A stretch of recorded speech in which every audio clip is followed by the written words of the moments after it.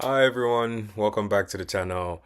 I'm sure everyone is feeling a bit doom and gloom in the sense that we just drew against Everton.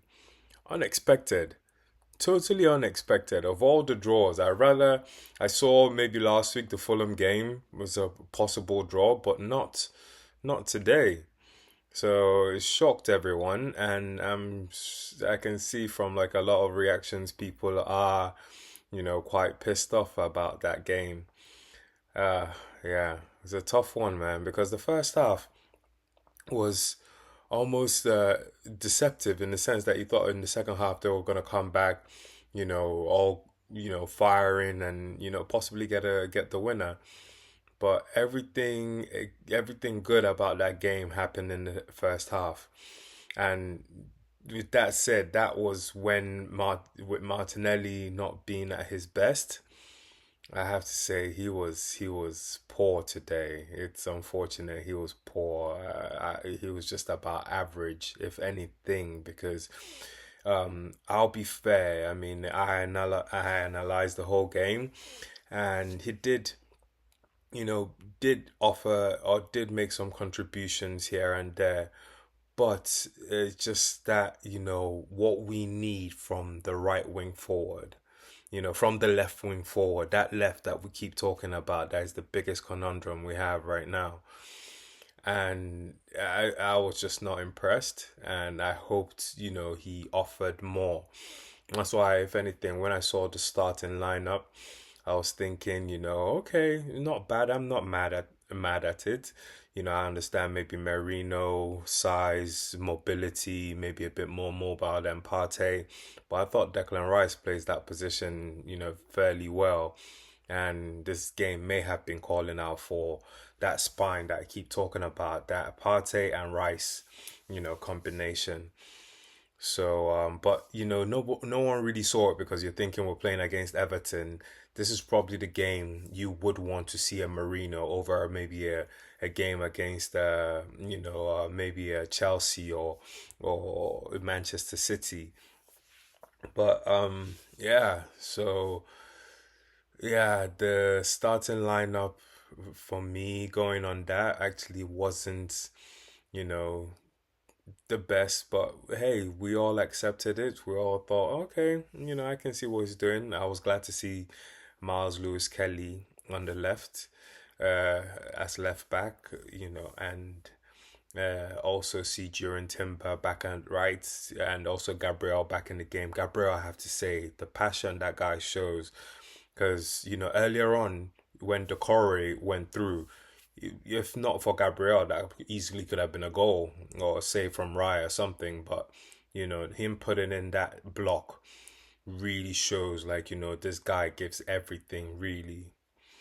Uh, yeah. So just run through all the other players. Saliba, I thought Saliba was, just as good as Gabriel, but probably on the cooler side of things. He was able to, play out from the back easily. Whether he was under pressure or challenging for a header or whatever, I felt he was very controlled and composed today. Yeah. I don't know. It just feels this is just it's a draw, but it feels like a loss, and I can't help but feel this way because of, like, the expectations we all have as fans. So just to address one thing again is we all have these expectations as fans because we are emotionally invested in the club.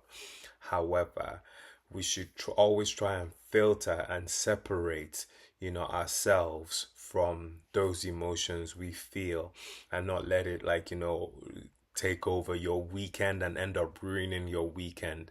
And yeah, a loss definitely ruins a weekend. But this was a draw, and I feel like, let's look at some of the positives while being, fair in our analysis and our approach to, criticisms that we may have of the manager and the players. So, with that being said, moving on to Declan Rice, who I thought also showed a lot of passion and played really well today. Just unfortunate that it seemed he was injured, so he had to be taken off for Jorginho, who I think didn't really offer us much. He probably, if uh, uh, I'm trying to say if it were me, but I felt Mikel Arteta probably should have brought on, Thomas Partey in place of Declan Rice, and taking Odegaard off. I understand Odegaard didn't have the best of games. He missed quite a few chances in the first half. Not to say that, he wasn't also helping create those chances. So Odegaard was good. It was just like he wasn't clinical. But to take him off was quite, the shocker for for the most of us. A lot for me. When I saw, Odegaard coming off and Wanieri coming on, and it was still goalless. It just didn't really make that much sense to me. And then a lot of the other substitutions kind of happened, and I was sitting there thinking like, what's going on? Like, there's so many moving parts right now, and it just seemed chaotic to me. Um, yeah. So Odegaard had to go off, and then moving on to the right, Bukayo Saka. I felt Bukayo Saka had an average game as well. He did make some many chances, and probably should have buried some of his chances as well. Pickford did make a good save on one of the chances that fell to Saka, but yeah, no end product for him today, and he was marked out by Mikalenko. He did have some joy, once in a while, but the guy just stayed close to him and just wouldn't let him breathe. And they had this thing with Idrissa Gay where he was the second man marking whoever it was. They did the same thing on Havertz, did the same thing on Jesus when he came on, and it kind of scared Jesus to start playing like, in the middle of the park, almost playing out from, the back line from the defense, which was quite shocking.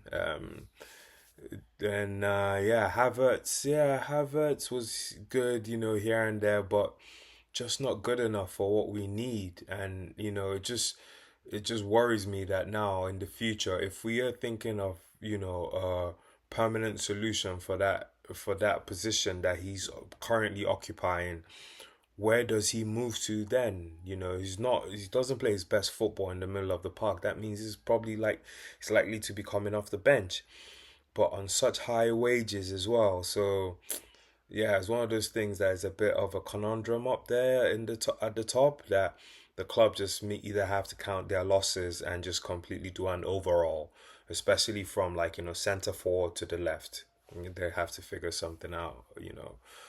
And then Martinelli, damn Martinelli, man.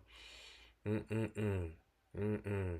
Hopefully he bounces back in future games to come if managed well by the manager, but just not right now. He needs to take a chill pill because he's either being figured out and he can, offer more to his game, but something is going on where he just needs to sit out, and that's why I was kind of calling for Jesus to come in today and carry on from the form or on the form that he was on in the past game against Monaco in the Champions League. So yeah, it's a tough one. But yeah, and the substitutions at some point when Yeri came on, looked lively, then disappeared. I couldn't recognize him on the pitch anymore. Like I couldn't figure out where he was or what he was doing. Trossard, man, usually is good coming off the bench, but like I said, that thing going on the left, something is going on over there, and it's just not. It's not. It's not up to the levels we need right now, for the club, and they need to address that. And I'm glad that they've already started addressing it, because in Mikel Arteta's post-match, talk, what something I picked out was a lot. Something I picked out from what he said was, wait, I'll just read it to you. He said, "It's about scoring goals, and we lacked that today." Yeah. So yeah, we'll end on that bombshell where Mikel Arteta literally said it all. And January, they just have to go out and get a striker. So have a great rest of your weekend. Sorry about maybe some of the noise going on. I had to find time to record and get a quick video out. But yeah, enjoy the rest of your weekend. Tomorrow, Chelsea probably will gain points, and they've been kind of overlooked, but they're coming back strong. Anyway, everyone enjoy the rest of your weekend, and look forward to the next game. Thank, thank you.